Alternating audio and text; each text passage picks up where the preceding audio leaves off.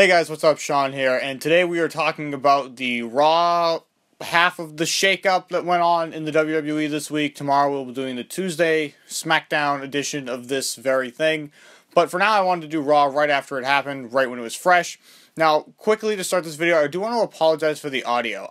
Hey guys, and just to address the audio quality here, my mic was not doing anything because my audio interface completely fucked it. Clearly this audio interface needs to be replaced because this has happened now multiple times since I got it. Unfortunately, through many tests, it did not do this until the video actually started. So this is the recording from the phone that I placed in front of me as a backup audio source, which I've been using to mix together with the mic to make it kind of balanced. Luckily, we have this. It's pretty good, but it's not perfect. My apologies. Moving on with the show. So, the shakeup was weird. They said this was going to be done like trades and deals, and, you know, the GMs are featured in the picture. They briefly showed Kurt Angle on the phone for like a minute at the beginning of the show, but after they had already introduced two of the trades or deals, or whatever was supposed to be happening tonight. But, like, everyone from Raw pretty much was featured in the show, so, like, at the moment, it was like SmackDown didn't get anything. Like, everyone's on Raw, and they're just all coming to Raw, and none of these people are being shipped. It was a very weird...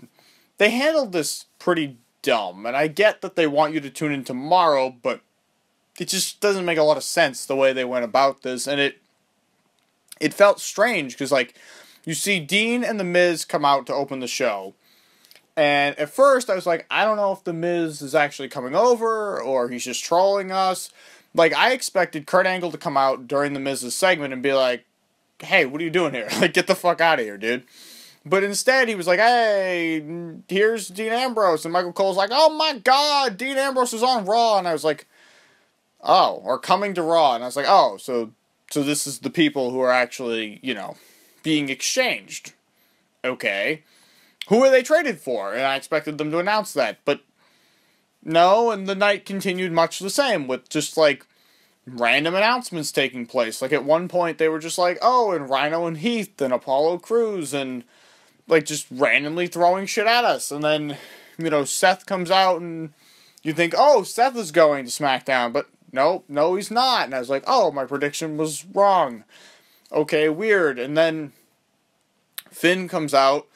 He fights Jinder Mahal, and then Bray Wyatt appears on the screen. You're like, what the fuck is going on? So, at least at the moment, it seems like they went with Bray switching over instead of AJ, which is good, but it's also bad, because I don't think Bray Wyatt should have switched over to Raw right now. I don't think it's going to be good for him, and especially, so Randy and him are now fighting on Payback, which is strange, because that's a Raw pay-per-view. So is Randy being traded for Brock tomorrow night? But then, why wasn't Randy there tonight? I don't understand. I assume they're not being traded, and Bray's just going to lose to Randy at Payback, and then Randy returns to SmackDown, I guess. I don't think that's good, because then Bray is feuding with Finn while he's feuding with Randy, and when Bray feuds with Finn, he's definitely going to lose that feud, so Bray's not going to win a match until, like, September. Like, this is... I know they think, like, Bray, it seems at least, that they think Bray is above titles and that he can just be in matches and it's all fine, but at some point, the dude has to win. If he's going to be the face of fear, he has to strike fear into the hearts of his opponents. And right now, he does bad magic tricks. But overall, like, the handling of the entire show was almost awful. Like, I would give them an F on the handling of how the shakeups were presented. They're just sort of random appearances. And then, like, Alexa Bliss randomly appears, and it's like, well, what is going on? Because I thought Sasha was going to be traded, and then, nope, here comes Alexa. So, in that moment, I figure, okay, Charlotte's been traded, and then Mickie James comes out. I'm like, what is happening? So then, maybe it's Charlotte, Emma, and Dana Brooke, or it's definitely Charlotte, because once Nia came out to attack everyone who was in the ring except for Alexa, it totally seemed like, okay, well, they're now moving on from Nia's feud with Charlotte that they kind of started because Nia won earlier in the night and now she's out here destroying everyone else. Because I thought, oh, maybe they'll trade Charlotte and Nia. Because, okay, it doesn't seem like it's going to be Sasha, it'll be Charlotte and Nia. But then Nia came out and basically started a feud with everyone else. So I suppose tomorrow night they could say, like, hey, Kurt Angle traded Nia because she keeps, like, destroying the show, but I don't know. Is that what they're doing? Is that the I don't know. I don't know what they're doing, really. I don't know what they're doing in terms of the shakeups, and I don't understand the booking of the shakeup. Like, it's just as it stands tonight, Raw got everyone. But I assume that won't be, how we feel after tomorrow. So it almost feels like the shows are just switching titles. Like, it's just, Tuesday Night Raw, Monday Night SmackDown. Like, so many people are switching that it's like, okay. I mean, basically, the entire mid-cards just traded teams, and then nothing else will happen. Because it seems almost guaranteed that Enzo and Cass are going to show up on SmackDown tomorrow, because the New Day could, but they had a match tonight. Enzo and Cass were nowhere to be seen, basically. So it seems like they're gone, because Cesaro, Sheamus, and the Hardys are doing their thing. It seems like they're out the door. I imagine, like Curtis Axel, those kinds of people go over in exchange for Kurt Hawkins and, Heath and Rhino. I guess you send R-Truth, send the Golden Truth over there for Heath. I don't know. I don't know what they're doing. It's very weird. Very, very strange. Very strange. I didn't like the booking of the show where they kept, doing, oh, Seth Rollins will come out, and then Finn will come out, but, none of those things really mattered totally. And then the main event was Kevin versus Dean. I guess Kevin's going over, because they're not going to have both mid-card titles on there, unless, Dean shows up on SmackDown and loses to Corbin. But then, you have to wonder, why didn't they just book themselves... Why did they book themselves into a corner instead of just having Corbin win the title at Mania? Why did they do that?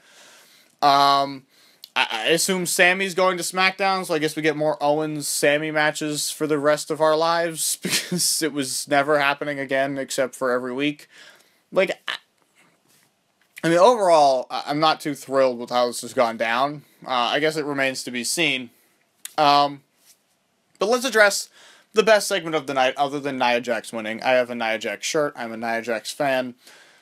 Mostly because I find her slogan, I'm not like most girls, to be amusing. But, also she's different. She's different. She smashes people. She comes out there. She wrecks people. Speaking of people who wreck people, and who kind of have the same bringing up thing on Raw, Braun Strowman. Jobbers get smashed. Roman Reigns is a jobber. Roman Reigns has been smashed. No. This is going to be terrible. First of all, I literally fell to the floor watching this when I saw Roman was backstage with Michael Cole. All night they're teasing Roman Reigns, Roman Reigns. They wouldn't even let him go to the ring. They didn't want him to get booed out of the belt. They can say it was because they had this pre-taped segment with Strowman. No. What happened was, you didn't want Roman in the goddamn ring. Because you easily could have pre-taped the segment, or pre-taped the backstage stuff, and then had Braun attack him in the ring and, chase him to the back or whatever the fuck. But you didn't throw him up the ramp and then throw him in the back and whatever. No, you didn't want him in the ring because you wanted to be able to control the crowd noise. So, first of all, that was great. But the segment was fantastic, except it was clearly backwards because Roman was clearly being a face once again during the interview. I respect The Undertaker and I respect what he's done and blah, blah. Enough. But other than that, the problem I have with this segment, other than, the ludicrousness of lifting an ambulance, but we'll just get past that, is I'm supposed to, A, feel bad for Roman here, because Braun's the bad guy, and clearly Roman's gonna come back like Superman and destroy, this isn't one of those segments where they're gonna write Roman off TV for 6 months like they should be doing, just to kind of refresh him a little bit. He's gonna come back, and he's gonna be like, oh, I'm not scared of you, Strowman, I'm the guy, and this is my yard, and fuck you. And then he's gonna win the match at Payback, and then something. Or What should happen is something happens, Braun Strowman wins at Payback, Braun Strowman fights Brock Lesnar, Brock Lesnar wins. But whatever, he fights Brock Lesnar. Maybe they'll still do that, but for the meantime, it's going to be Roman's triumphant return, and he's the big dog, and he's so tough, and look at how he never gives up, and the champ is here, and whatever John Cena says. Like, they're just going to throw John Cena's lines into Roman Reigns' face and let him repeat them. Like, it's just, it's the problem with Roman. It's the Roman shame. The problem with Reigns, my title of my video, you can go check that out on my channel, is in this segment, he is a face. No one felt bad for this guy when Braun Strowman was ripping him apart. And they can say, oh, we let him get beat up. What do you want from us? Yeah, you let him get beat up so we'd have sympathy. No one has sympathy for this fucking character. Especially after last week, everyone's like, yes, the heel turn. This week, oh, I respect him and blah, blah, and this is my yard. Like, his big heel moment was, this is my yard. I don't care when he says that. It means nothing because there's no lines around it. He literally is the 3-word guy. He's got, like, 3 words. I'm the guy, this is my yard. Like, 4 words, but you get my point. Like, he doesn't say more than 5 words. Everything is a catchphrase. Like, I recently learned, apparently his catchphrases believe that. I apparently missed all of this. I guess I just thought he was stupid and kept saying the same thing. I know it's on, like, the Titantron, but I don't know. I just kind of forgot, because he's got so many other stupid things. The guy, the yard, the dog. You know, he's got so many stupid nicknames and shit and phrases that I just missed it, apparently. But, like, he needs to develop more of a thought, a coherent thought. And I was watching a video today, and they were talking about how, like, Seth and AJ don't really have characters. I think they were talking about Steve Austin said this, and then they kind of did their own little thing about it. But I feel Roman's in the same boat. Like, what is Roman Reigns' motivation? What is Roman... What is he? What does he want? I never get the impression of what it is, because they don't let him say enough yet. It's fine for this to be your yard, and you took the yard, and it's yours, and you stopped The Undertaker, and now it's yours, but, like, why is it... The feud with The Undertaker didn't have enough momentum. Like, it felt like a one-match feud, which it was, and now he proclaims it his yard. Roman's lost matches before. Does that mean it's everyone else's yard, too? Like, there's not enough here. There's no substance to anything he does. And I just feel like there's so much more that can be done with this guy. And they can fix all of these problems if they, A, just let him speak more, and B, let him actually lose. Like, tonight was supposed to be he's vulnerable, and this is his, you know, this is us showing him being vulnerable, but, like, and you're just gonna feel sympathy for him, but it's hard to feel sympathy when I know that the next time I see him, he's gonna hoo-ah and whatever, and Superman punch, and then he wins. It's hard to feel sympathy for that guy. Kind of like it's hard to follow the Strowman feud, because it happened, Roman won clean, then the feud went away, and Strowman basically disappeared from TV, until, like, the night before Mania, where he got in the Battle Royal. And then Mania happens, and we do this whole yard segment, and now we're right back to Strowman Roman. Like, it's such a disconnected story to begin with. It, like, completely disappeared from everyone's radar, and then magically reappeared, only to probably disappear after Payback. It's just, every segment with him loses its juice when you know what's gonna happen. And you know what's going to happen, and most of his segments don't have much juice. His matches are bad because of his moveset and the way they handle his winning. But it's not because he's terrible. Like, his matches with AJ are great until the end. And not just because he wins, but because he takes Styles clashes on steel chairs and then does one move and wins. That's why it's terrible. Like, if he did what he had to do in The Undertaker, like, hit him with multiple finishers, I can believe that he won a match. I mean, he's bigger than AJ Styles. If you told me he's bigger and he's stronger and that's why he won, okay. But if you tell me he gets hit with AJ's finishers like 4 times, does one spear and wins, it's like, That doesn't make any sense. Like, why is that happening?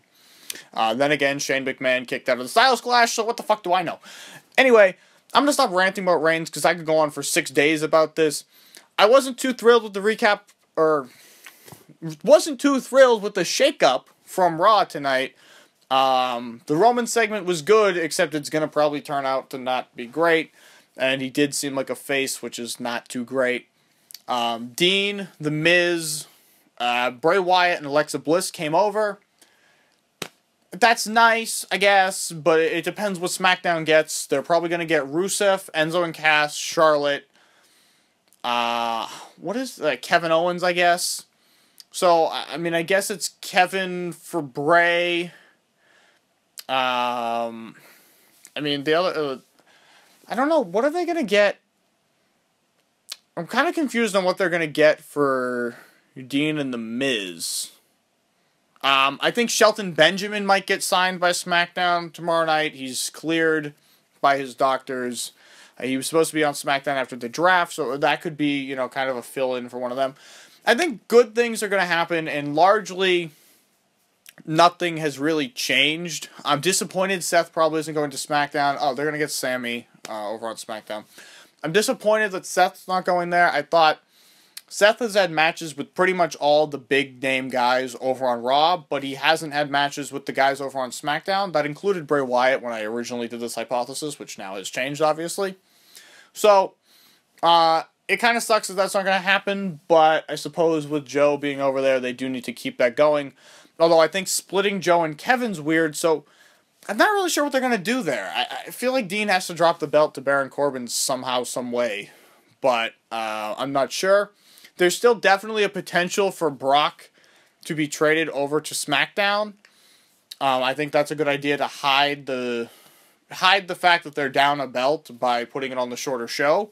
But that requires Randy to go to Raw, and where he didn't debut, it's kind of weird if it happens. But I don't know, maybe something will happen in Payback that makes that make sense. So maybe right now they could roll with the 2 big titles over on SmackDown and the 2 mid-card titles over on Raw and kind of do that for a little while to sort of until it shakes out over at Payback.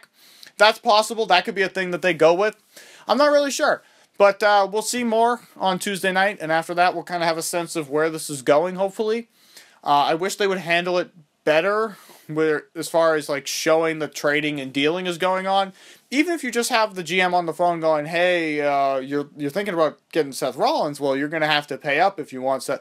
And then have the fans speculate and tweet and all that shit. That'd be cool. It'd be fine. Even if you don't actually trade Seth Rollins, just, you know, hint at what's going on. Instead, people are just fucking showing up out of the blue. And Michael Cole's like, oh, they're on Raw. Like, how do you know? No one fucking said anything. Like, this guy just showed up. And in wrestling, you can just show up and then leave. So, the fact that they show up doesn't mean anything. Fucking Brock and Randy had a feud across brands because they kept showing up on the other person's show. No one thought they were signed to that show. So, there's a lot of issues with how this has been handled. But, hey, it's happening. So, it seems like AJ's safe on SmackDown, which is definitely a good thing for me. Maybe there's still time to move him tomorrow if something goes down with Shane, but it doesn't seem like that's how they're handling it. It seems like the Raw people are now on Raw, and the SmackDown people will be on SmackDown tomorrow. I might go to the show, I might not. If I go to the show, this will be late. If I don't go to the show, I will get it done tomorrow night and have it up sometime after the show. But anyway, thank you guys so much for watching. Don't forget to subscribe, and I'll see you all later.